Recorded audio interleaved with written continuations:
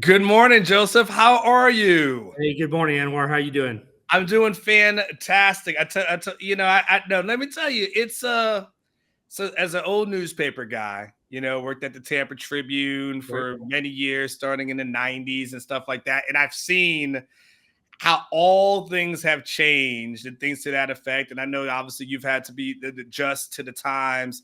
I still appreciate people who just do things the old school way, reporting accurately, taking pride in their craft, taking pride in their writing, taking pride in their reporting. So I honestly, while I don't get a chance to uh, talk to you directly, I see you from afar, and I just want to tell you I respect your work and respect the things that you do because you do things the right way. Well, I appreciate it. And, quick fun story since I used to cover the Texas beat from '05 to '09. So my first year, it's the national championship year. And Vince Young's from Houston. So if you're the Houston Chronicle, you need to get to know Vince Young pretty well, pretty fast. And I took him to lunch with the sports information office at Papa Do's off of 35 going out towards, I guess, where Highland Mall used to be. So Wow. we're doing that. And this is before the internet, man. I mean, the Mhm, internet's not a mhm. big deal. Twitter's not around. Yeah. And, I'm just working Vince the whole year, just trying to make sure that I'm on top of stuff. And, we get towards the end and we're in New York. He doesn't win the Heisman. He's upset. You could just see that day you knew Texas was going to go in there and do something to USC in that championship game. But it was just, I followed Vince around the whole year. We went to the Home Depot Awards show in Florida. I walked in late from my flight and he stops his press conference and says, "Hey, man, you following me around?" Everybody thought Vince had a stalker. And I'm like, no, I'm his local beat guy from Houston. So Yeah. Vince treated me well, but the day that he decided to declare, it's about 4 a.m. in the morning, and I get a phone call, not a text. I mean, we were not texting back then. And I'm like, "Hey, Vince is about to go tell his church in a couple of hours, and his pastor's going to ask for prayer. He's going to declare." So, we only put special stuff on the web because we just didn't have that capability. But we got the story out there. I was living in Houston, driving back and forth. I got in the car, had to rush to Austin for the press conference. But those were the fun days, man. This is before Longhorn Network. This is before all the crazy Tom Herman stuff. It was a good time to cover Texas. And the next year, of course, Colt came in and they did pretty well then too. But that was just I wanted to introduce myself to your listeners and your viewers because the Texas beat was very near and dear to me. I went to Texas, obviously, but it was just a good time. And then, not to mention, Kevin Durant was about to step on campus, so I had to. It sounds like you're the good luck charm. You need to come back on this beat, man. KD, that was crazy for a season. Didn't know he had that girlfriend that apparently came out on The Bachelorette a few years later. But we were at Allen Fieldhouse when they played that game, and I remember his one of his only tournament games. We were out in Spokane, I believe. Where they played Oregon, if I'm not mistaken. So yeah, it was a wild time back in those days. Hard to believe it's been I guess 18 years. 18 years since that time. Now, did you see Vince play in high school at all? Only on a random Saturday that I would just pick up and go to the Dome or something. That Austin Westlake game is epic. He played at Madison High School. But Vince, I mean, he's still around. And in fact, in a few hours, I'm going to see Vince up here in Houston for an autograph signing that he's going to be at with Andre Ware this afternoon. Sure. Yeah, I mean, anybody in town who's been in sports at some point has come across a very young Vince Young, and to see him pushing, I guess what is he close to now, 40 or over that? Makes you feel really old.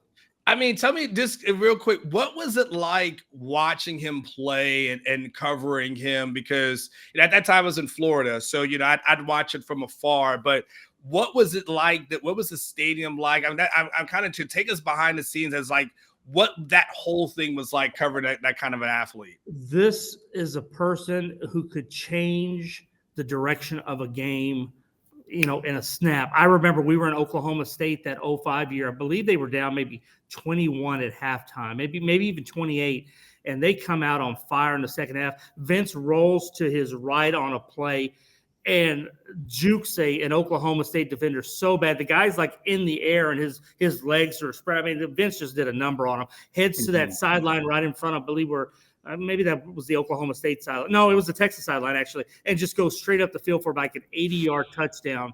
And that was sort of the dynamics that you could see Vince turn on. And that's not even counting the national championship game. That game is a complete blur to me. I was on deadline. You're watching this incredible comeback, and, it's fourth down and what is it, 4th and 5? And he finds that block and gets to the corner of the end zone, and then the confetti starts to rain. I mean, he was a special player. I really think that, some of the things that happened later on, Steve McNair, for instance, it just took a toll on him, and we didn't get to see the greatness that I think Vince could have become in the NFL. But as far as a high school and a college player, there are none that were more special than what Vince Young did. And he could, again, and he also, people gave him a bad rap that he couldn't pass the ball. He was a great athlete. He was a great runner, but, he had some games that he could do stuff with his arm. And that 05 Texas season, go look up that Colorado Big 12 championship game here in Houston, 70-3. That a lot of that was Vince, and he was gone by the fourth, really by the end of their third quarter. Joseph, so since then, since obviously you had a good luck charm and you left, and so really that's kind of seems to be what's happened. So since 2009, though, Texas has had one 10-win season, double-digit win season, which was in 2018. You covered all these great years, and you covered it at a time where 10 wins would be like everyone would look at Mac Brown like, that's it? That's all you got? And so what do you think, and it's been years, I don't know if you had any theories or not, what do you think happened from 2009 up until present day, to the Texas Longhorns, that from the going to that glory to just being kind of a program trying to find itself? Well, I removed myself a lot because I ended up on other beats, so I didn't track it as more. But I will tell you that the years that I cover them, you didn't have to hear Texas say we're back, because they never left. They were that good. They had those 11 and 12 win seasons. Mac was taking them to bowls. Now remember, Mac did have that run where I believe everybody made the joke that it was always the Holiday Bowl. That was the Mac Bowl. And, so that, it wasn't always great, but they had years, the 5 season. And then when they got back to play Alabama and Colts year when he got hurt. I think, bluntly, I think Texas got in its way. I think for them as a program, there's no surprises or any type of, Texas has always been one of those, I don't want to use the word arrogant, but they've sort of been the entitled one where you can go out and you can get the best players. And I've seen them get the best players, and it just hasn't worked out. And then you look at, I cover Tom Herman here in Houston, and I thought him leaving, they could have built a statue of the guy here if he had stayed, and the run that they had. But that was his dream job, and that experiment didn't work. And then you look at some of the athletic director hires before CDC, and the Patterson days. Texas has gotten in its way a lot more than it should have, and it stopped. I'm still not on that group that thought that Mac should have left. I thought Mac got a raw deal, and I thought that Mac still had. You look at Mac. Mac's got a lot of years left in it. We're seeing it in North Carolina. So I just think a combination, Anwar, of things that just didn't play out for them. It was the wrong timing, wrong circumstances. Because Texas can be good. Texas should be good every year with the level of talent that they have. And I'm afraid to say that next year when they get into the SEC and they've seen it in the Big 12, it's going to be a tough go. But this is a program that should perennially every year be contending for conference championships, and and at worst, New Year's Six bowls. Yeah, no, I absolutely hear you. Joseph Duarte from the Houston Chronicle in the house. Joseph, I'm kind of curious with you. Give us kind of what's happened with this Houston program, because you bring up Tom Herman, right? And at that point, Tom Herman had it cooking in Houston. We saw the FSU game. We saw what he was able to do against a Lamar Jackson, from Louisville at one point. So we saw that they could dial it in, and we knew he if it was a big game, he was going to have that team ready. He obviously, like you said, he leaves, he comes here to Texas. He has success. He's good at Texas, but you're hired to be great at Texas. And so there is a difference, as far as concerned. Right. After he left, what has kind of happened with the program that kind of brings us to where we are present day? Well, after he left and the way he left a lot of people bitter. The story is that when they got back from the last game of the season and 16, the regular season against Memphis, he flipped his rental car keys to somebody and basically told him, hey, I'm gone. So that didn't go well with the donors in terms of they thought that they had a guy that would be here for the long haul. They gave him a chance out of Ohio State. But when he left, man, the transition's been really rough. They went into the Major Applewhite era. Mm-hmm. And, you've been around Major. Major. He's the complete opposite of Tom Herman. He's not a salesman. He's not a rah-rah, pitch man. And, they had 8-win seasons, and typically that would be okay. But then on the other side of campus, you have a school president who goes on the record and says, we fire coaches that go 8-4. So people kind of started to hold her a little bit to that. Yeah. And then when around the end of the 18 season, we're in Fort Worth for the Armed Forces Bowl, and Army just blows them out. I think it was 70-14, close to 400 or 500 yards rushing.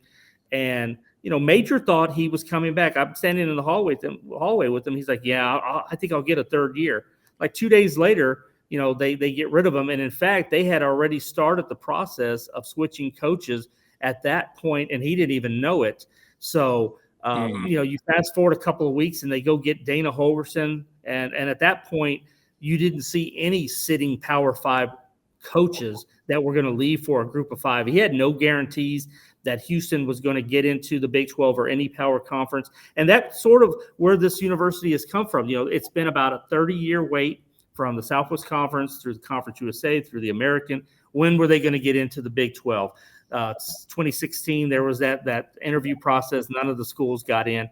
And Dana took a chance. He thought that this might be the opportunity. Plus, he had some history here. And I think he also wanted to get out of Morgantown. And so you have all those factors. And then 2 years ago in September, they got the call, and it sort of has accelerated things because it's been a long process in terms of facilities, building stuff. And then, the basketball program's sort of been the anchor of things here with Kelvin Sampson. So they finally got things in order. But I'd say from, that 16 to 21 window, it was really, really uncertain for what direction this school would go to. And so that brings us to the present day. I can't figure out this team when I look at it. And, I've been able to watch a couple of games. The loss against Rice in 2 overtimes happens, and you would think to yourself, that should be a tune-up game, for a program like Houston. So losing that one seemed to be like, okay, is this the death blow? You expect TCU to kind of happen. Lose against a Tech, that's fine. Even though I'm not quite sure Tech's that good this season. And then last week happens, with West Virginia. I don't know. Like, it's a coin flip for me. If it's a coin flip for me, you're the guy who covers the team. What's it like for you? And what do you make out of this year's team? Well, it's a roller coaster, and any season with Dana Holgorsen's a roller coaster in terms of what you're going to see and what you're going to hear. The Rice game was really the timing of it, because that was the week before the TCU Big 12 debut and all the excitement, and you could tell it just sucked the air and the life out of things. There wasn't as much excitement.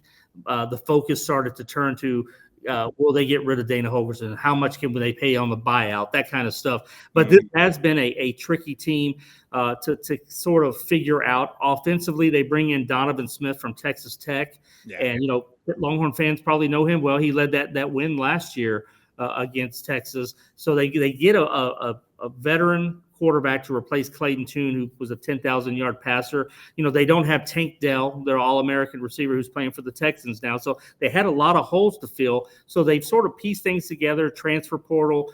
They've had some developmental guys that have come in and stepped up into big roles. Like, Matthew Golden was a highly rated recruit. So you get those pieces in place and you think, okay, they can be serviceable on offense.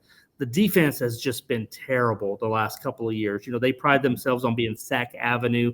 but there's no sacks. So I don't know if the neighborhood is abandoned now or what, but you have the difficulties on making stops. I went back and looked. I think it's been 5 or 6 down to the last 30-second type situations since Dana's been here that they've given up a big touchdown in the last seconds to lose a game when they were winning. Wow. So I mean, they just can't stop anybody, and that's sort of where they're at, because they've had 2 years to develop the roster. They did a lot of it through transfer portal. He keeps saying that they need Big 12 bodies. Well, they don't have those Big 12 bodies yet, and I think they're still a ways off to get them. And they're learning the hard way, because without those second and third teams that are quality, they got worn out in both games. So that was the biggest change in West Virginia. They didn't get worn out. They actually played 4 quarters. They put up some points. And, even though the defense gave up that big one there that required the Hail Mary, they made a few plays that at least gave them a chance in the end. Yeah, I mean that's the question. Like when you go back to that game, it ends up being, like you said, you get the Hail Mary, so you get the win, but you got to take the any team's got to take the win any way you can get it. But does it give you does that confidence going forward? Because that's not a formula for long-term success, is winning by Hail Marys, right? I mean, that's a 1 in whatever percentage chance of going forward. Right. What do you think of them over the next next, what is it, 6 games that they have? And because we're talking about Texas, at K-State, Baylor, Cincinnati, Oklahoma State, and of course UCF. I mean, is this a bowl eligible team in your point of view? Boy, that's going to be tough. I think Vegas had them between 4 and 5 to begin the year. But you're right. Well, first of all, yeah, those Hail Marys, I hadn't seen one in my 12 years covering this program. And then you look at sort of, Dana's not an air raid guy anymore. So anybody who might think that, I mean, he's not. He tries to be a very balanced, sort of a pro style. I mean, he wants to run the ball. So, this is a different Dana from the first time he was at Houston, and certainly one that's probably a lot different from when he last played Texas in 2018. But as far as the schedule and where they go, they get through Texas and Kansas State. Let's just say they lose both of those games. The November schedule gets a little bit more manageable. They have Baylor, they have Cincinnati, they have Oklahoma State, and then they have Central Florida. So you look at 3 of those 4 that you may have a chance. That Rice game is where it's going to hurt them. If they're at 4-2 right now, getting 2 wins out of that mix is a lot easier than being 3-3 and having getting 3. The AD here, Chris Pesman, said it was going to be a transition period. That 6-6 was the goal. Get to a bowl and build from there. They're going to be on that fringe, Anwar, and I still think this is a 4 or 5 win team. But after watching what they did against West Virginia, maybe there's a game in that November stretch that they can steal and get that last win to get bowl eligibility. Joseph, let me ask you 2 more, and I'll let you go. So, if they're firing coaches that win 8 games, if a coach wins 4 games, I mean that seems like that adds up to hot seat. If my math is correct, if a coach wins half of what the expectation is, what is Holgorsen's hot seat kind of looking like right now? And I'm curious, how important is this game for him this upcoming weekend? Does your show have one of those buttons for like when you bleep, just for the? No, you can say whatever you want to say. You can curse. You go. There's no earmuffs. Most of the kids are at school by now, so you're good to go. Dana, a good friend of mine, Sam Conn at The Athletic, Dana had a nice sit down with him in the offseason, and there's no blanking hot seat. There's not going to be any blanking firings. Forget my blanking buyout. I mean, he was pretty adamant that there is no hot seat. Now, his buyout is about $14 million. If you're Texas, you just go down the hallway and you somebody writes a check and you guys are, you guys are old. Y'all are printing money over there. But at Houston, you got to dig through the sofa. You got to find that loose change. You got to go to the car and the cigarette lighter and pull out the thing and find a few quarters and pennies. And, it just doesn't happen as much. And that's the issue that they are in. His contract got an extension a few years ago based on them getting into the Big 12. That was in the contract. If they got in, he got a new deal. So that's where everything sort of extended further out to 2027. Wow. And, honestly, his contract, he should be on the hot seat. One game and even the way they won against West Virginia it gives you a reprieve. It doesn't necessarily get you back, into the clear. And I think that it's very much still TBA on him or TBD on what happens. If they go 4-8, I could see Houston making a change. And that's sort of where they have gotten in this program, where if they didn't have coaches like Kevin Sumlin, Art Briles, and Tom Herman jumping for other jobs, they've had the Major Applewhites and the Tony Levine that they get rid of after 2 and 3 years. Now, Dana's lasted 5, which is, in this part is a long time, but they certainly, find themselves, if they have to maybe make a move, I guess maybe you do it now early in your Big 12 tenure than if you wait a few more years to see if this thing turns around. Last question I ask you, Joseph, and I'll let you go. Joseph Duarte from the Houston Chronicle. I know it's early in the week, and so I know it's from a matchup standpoint. You have more work, and that's probably the latter part for the week. But just from an early thought process, how does Houston match up, offensively and defensively against Texas? I'm assuming maybe you watched Texas versus Bama earlier this year. You maybe caught Red River. I'm just curious, what do you think early wise? From a matchup, just kind of off the top of your head, how does Houston fare against this Texas team? I think Fox, when Houston's on defense, needs to put that viewer discretion advised, because Houston's defense against, you just look at the numbers, and I know it's coach speak, and Dave's saying they're good here, they're talented here. It's not a lie. I mean, you look at the roster. Houston has had trouble stopping the run. So there's Jonathan Brooks. They've had trouble with matchup problems at receiver. There's Xavier and there's Mitchell. They've had trouble with tight ends. I mean, and then you're not even talking about the trenches, then the size disadvantage that they're going to be at. So that's one.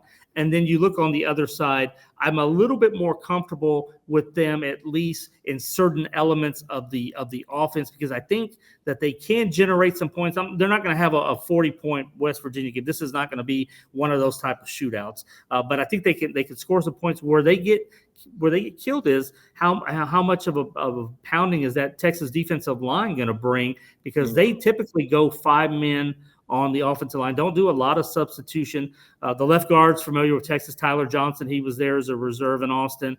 Their best player is the left tackle. He's got a chance to be a day one NFL guy, Patrick Paul, about 6'7", 320 something. So, I mean, he's a load.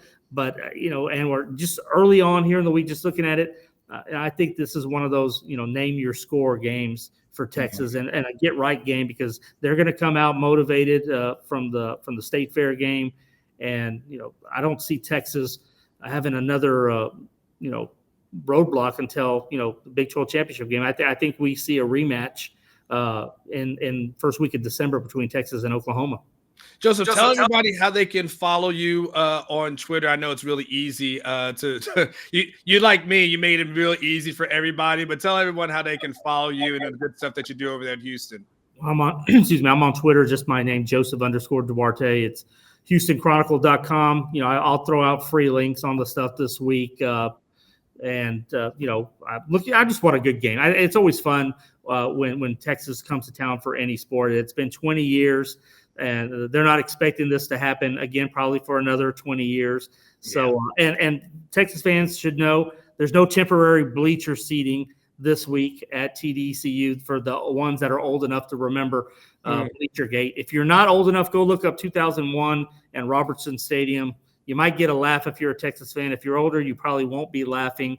But there's 40,000 seats, and I'm probably going to guess that about 65% are going to be burnt orange and white this weekend. Well, my producer, Aaron's, is in his 20s, so I'm sure right now he's looking that thing up. Yeah. And he'll probably have something on the screen for us later so we can see exactly what we're talking about. Joseph, I absolutely appreciate your time. I know you're very busy, so I appreciate you, and I'll see you on Saturday. Thank you for having me on. All right, take care. Joseph Duarte from the Houston Chronicle.